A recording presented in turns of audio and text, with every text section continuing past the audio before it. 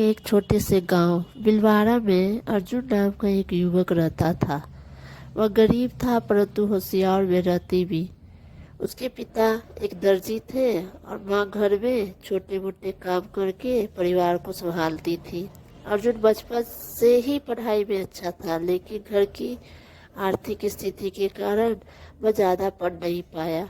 अर्जुन अक्सर सोचता, काश मेरे पास समय होता, पैसे होता तो मैं कुछ बड़ा कर पाता। एक दिन गांव में एक संत आए। उन्होंने लोगों को प्रवचन दिया, समय सबसे बड़ी संपत्ति है। पैसे और वस्तु खो सकती है, लेकिन समय अगर एक बार गया तो वापस नहीं आता।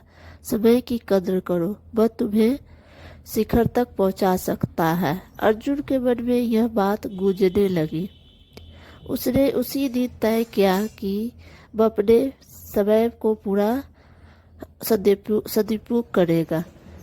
अर्जुन ने दिन में अपने पिता के साथ सिलाई का काम करना शुरू किया और रात में सेल्फ स्टडी करता।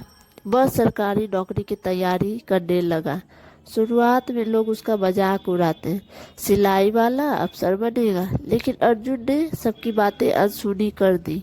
वह सुबह 5 बजे उठता, कुछ घंटे पढ़ाई करता, फिर काम पर जाता और रात को फिर से पढ़ाई करता।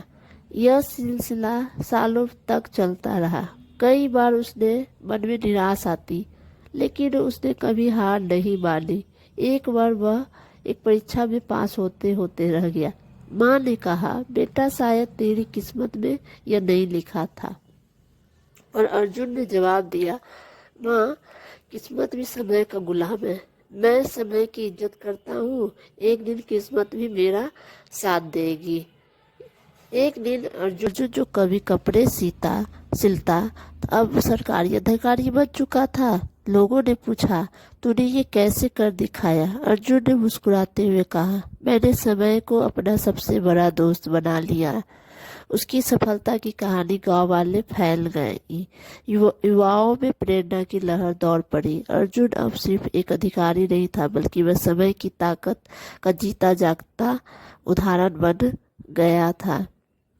समय वह ताकत है जो किसी को राजा बना सकती है और किसी को रंग। अर्जुन ने यह साबित कर दिया कि हालात चाहे जैसे भी हो, अगर हम समय का सही इस्तेमाल करें तो लक्ष्य दूर नहीं होती। समय की ताकत कहानी से आप क्या सीखते हैं और ये कहानी कैसे लगी आपको? समय की ताकत और ये आप मुझे अच्छी लगी तो इस कहानी पे आप लाइक और सपोर्ट और सब्सक्राइब भी करें, मुझे करें। और थैंक यू।